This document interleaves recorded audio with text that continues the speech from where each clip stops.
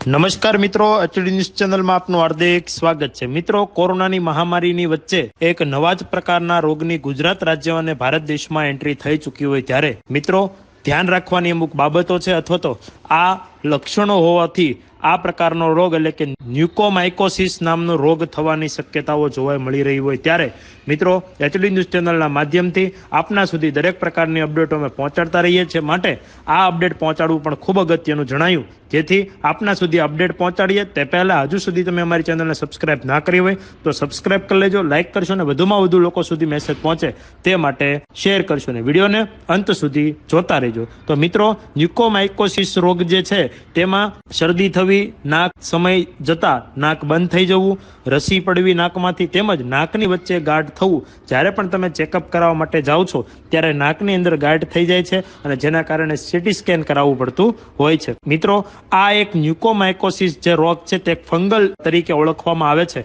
અને જેના કારણે મગજ અને નાકની વચ્ચે જે જીવાદોરી હોય, જે હાડકું હોય તેમને કોરી ખાય છે। એટલે કે મ્યુકોમાઇકોસિસ એક પ્રકારનો ફૂગથી થતો રોગ છે, જેમની રોગ પ્રતિકારક શક્તિ ઓછી થઈ ગઈ હોય અને અન્ય બીમારીઓ હોય તેમને આ ચેપ લાગવાની સંભાવના રહેલી હોય છે અને આ ચેપ ગંભીર હોય છે, જેમાં મૃત્યુનું પ્રમાણ 50% જેટલું જોવા મળી રહ્યું છે। સામાન્ય રીતે મ્યુકોમાઇકોસિસ છૂટાછવાયા કેસો જોવા મળતા હોય છે, પણ હાલમાં જ અમદાવાદ અને રાજકોટમાં મ્યુકોમાઇકોસિસ કેસો કોવિડ સંક્રમણ થયેલ દર્દીઓમાં નોંધાયેલા જોવા મળી રહ્યા છે। એટલે કે મિત્રો, આ રોગ થવાથી એક મૃત્યુ થવાની પણ શક્યતાઓ જોવાઈ રહી છે અને આને રોકવો તે પણ ખૂબ અઘરું કહેવાય રહ્યું છે। જેમની જાણ ખૂબ સમય જતા આની જાણ થતી હોય છે, જેના કારણે આને નાબૂદ કરવો તે ખૂબ જ અઘરો હોય છે। ત્યારે મિત્રો, ખરેખર આ રોગથી બચવા માટે અમુક સાવચેતીઓ અમે તમારા સુધી દરેક પ્રકારની અપડેટો પહોંચાડતા રહીશું। કયા પ્રકારની સાવચેતી રાખવી અને કયા પ્રકારની બીમારીથી બચવું અથવા તો કયા પ્રકારના લોકોથી દૂર રહેવું,